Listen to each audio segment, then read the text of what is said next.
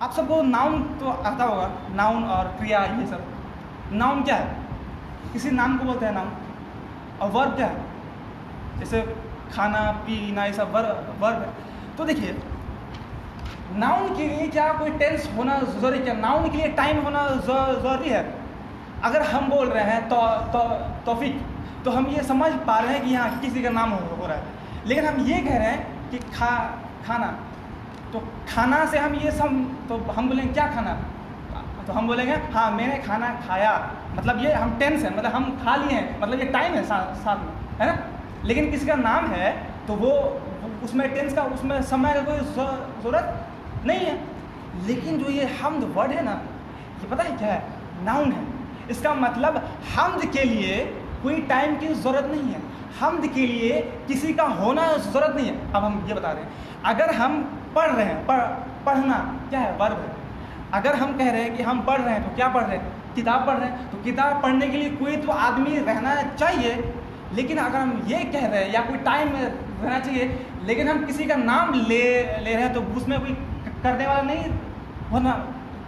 ہے، تو پھر بھی ہے.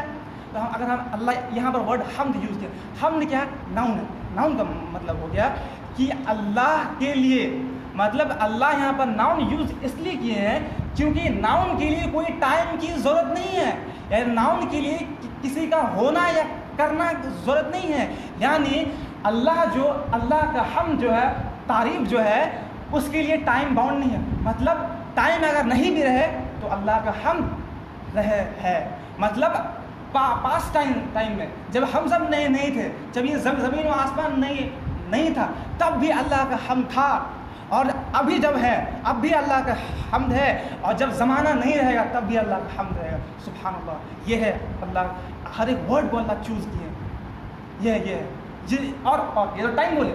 لیکن کرنے کے لیے ورب، مطلب کوئی کرنے کے لیے رہنا چاہیے، ناؤن میں نہیں. اس کا مطلب اگر ہم انسان اس دنیا میں رہیں، پھر بھی اگر رہے یا نہیں رہے، اللہ کے حمد میں کوئی فرق نہیں پڑے گا. اللہ کا حمد جس طرح ہے اسی طریقے سے رہے گا. سبحان اللہ. جس کا مطلب ہم انسان کہتے ہیں نا کہ ہم نماز پڑھ رہے ہیں 5 وقت، تو کیا نماز پڑھ کے بہت پہاڑ توڑ رہے؟ نہیں کر رہے.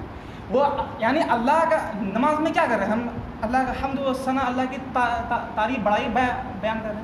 اس کا مطلب کہ ہم اگر نماز نہ پڑھے، اور ایک حدیث بھی ہے کہ اللہ فرماتے ہیں کہ اگر بنی آدم یا دنیا کے سارے مخلوق اللہ کی عبادت کرنا بند کر دے، پھر بھی اللہ کے حمد میں، اللہ کے عزت میں کوئی بھی کمی نہیں آئے گی. اس کا مطلب اللہ کو ہمارے حمد کی کوئی ضرورت نہیں ہے، کیونکہ اللہ کے لیے خود وہ حمد، وہ باؤنڈ ہے، وہ اللہ کے لیے تھا اور ہمیشہ رہے گا. تو ہم جب بھی نماز پڑھیں، ہم جب بھی یہ سورہ فاتحہ ہم سب پڑھتے ہیں اور ہر ایک بچوں کو یاد ہے، تو ہم اس کو سمجھنے کی کوشش کریں. جب اللہ کے سامنے کھڑے ہو رہے ہیں، بول رہے ہیں الحمدللہ رب العالمین، یعنی ہم اللہ کا شکر بھی بیان کر رہے ہیں. اللہ کون ہے یہ ہم کو فیل ہونا چاہیے کہ ہم کس کا شکر بیان کر رہے ہیں. تو بس بات ہم بہت چھوٹی رکھیں گے.